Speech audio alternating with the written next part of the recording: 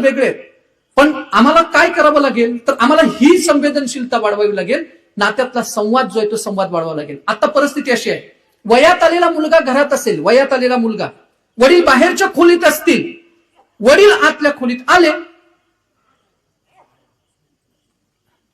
तेच बोलते, मुलगा बाहेरच्या खोलीत. बरं, मुलग्याला जर काय हवं असेल वयात आलेल्या, कुणाला सांगायचं? आईला. मग आईनं ते ऐकून थोडंसं सौम्य करून वडिलांना सांगायचं. जसंच्या तसं सांगितलं तर रामायण आणि महाभारत एकदम घरात सुरू होईल.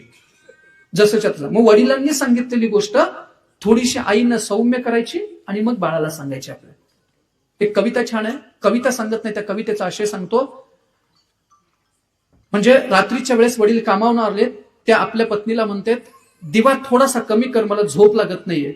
मुलगा म्हणतोय, आई दिवा जरासा मोठा कर, माझा अभ्यास करायचा आहे. आई मात्र रात्रभर दिव्याची वात लहान आणि मोठी करत स्वतः जळत राहते. तसं त्या दोघांच्या मध्ये आई जळत राहते. आई जर माहेरला गेलेली असेल आणि वयात आलेला मुलगा आणि वडील दोघच घरात असतील तर त्या बिचारीचं माहेरात लक्ष लागत नाही. तिला भीती वाटत असते, हे दोघं बाबा काय करतात कोणास ठाऊक. येईपर्यंत आपण आपल्या जन्माला घातलेल्या मुलांच्या बाबतीत हे असं. आणि संवाद किती संपलाय सांगू?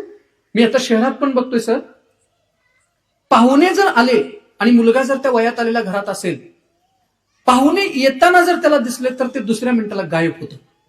एकतर ते अभ्यासाच्या खोलीत जातं किंवा मोबाईल घेऊन बाहेर जातं. कुठपर्यंत? पाहुणे घरातनं निघून जाईपर्यंत. समोर पाहुण्यांच्या येत नाही, पाहुण्यांच्या बरोबर बोलत नाही, कारण आपल्यातलाच संवाद आपल्या हरवलाय. आपण एकमेकांच्या बरोबर बोलत नाही. आज एक लाडकं उदाहरण सांगतो.